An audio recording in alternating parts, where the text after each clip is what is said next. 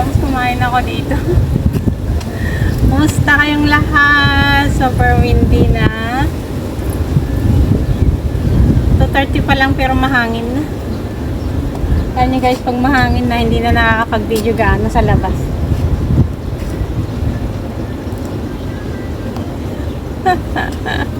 Kumusta ang mga nag-day off? Ngayon, Friday ito, busy ako pero eto, happy pa rin. May mga gawain ako pagbalik ko. Pero naligpit ko na kanina yung mga pinaglutuan, ganyan. Pero mamaya na naman, alas 8 ako babalik. Alam mo na kasi ako lumabas eh. So mamaya may mga trabahoin na naman ako dahil nga may bisita na dalawa. Ganyan ang buhay ng isang OFW guys, kahit day off mo, minsan may party, ganyan.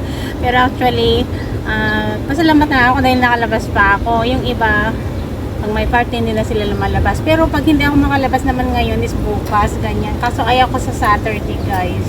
Tama na yung minsan lang nag-day off ng Saturday kasi pag Saturday, walang mga kababayan.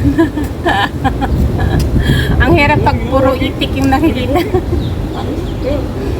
So ayan, enjoy lang tayo sa buhay mga kananay. Laban lang tayo, enjoy lang. Sige, upload lang tayo ng upload kahit hindi tayo namomonetize o hindi mamonetize. Ang importante is happy tayo guys. Happy tayo sa ating mga ginagawa. Ganyan.